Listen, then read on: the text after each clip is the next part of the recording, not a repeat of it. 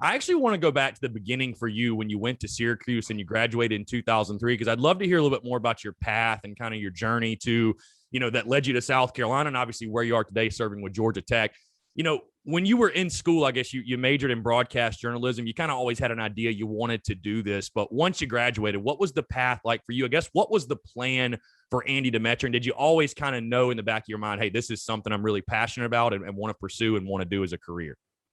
It's a great question because the plan was originally not radio. When I graduated, I had these wayward ambitions of wanting to be the next SportsCenter anchor.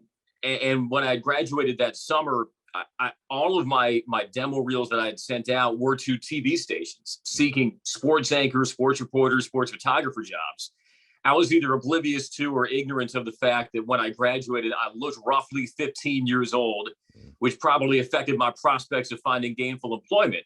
But I'd sent my demo tape out to about 75 television stations before I stopped counting because I didn't get a single call back.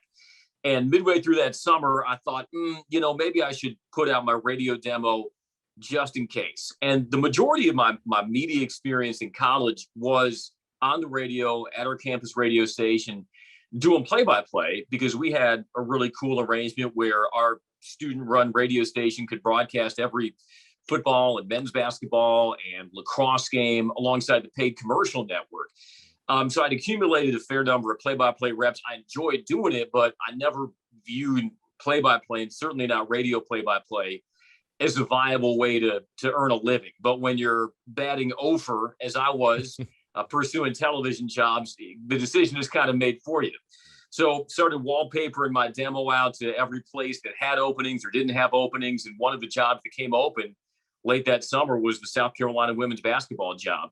Was I the most talented person who applied for that gig? Probably not. Was I the most experienced person? Definitely not. But I'm very grateful they took a chance on a 22-year-old knucklehead who was fresh off the turnip truck from Illinois. And that's how I initially came down to South Carolina. Did you ever get you have the face for radio jokes? I still get it. Yes. Thank you. I feel like that's like the go-to joke for everyone when they talk about radio guys and stuff like that. But again, I like to say I'm better heard than seen.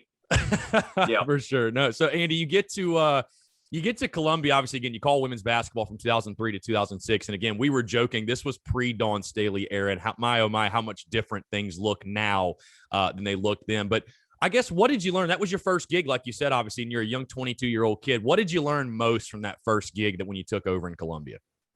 Well, let me say this first. I will always be indebted to South Carolina for being the school that first took a chance on me. And so that's why I have such a deep fondness for South Carolina, because without them, I don't know where I would have been in broadcasting. And those 3 years were kind of like grad school for me. You get thrust into being a play-by-play voice for a program.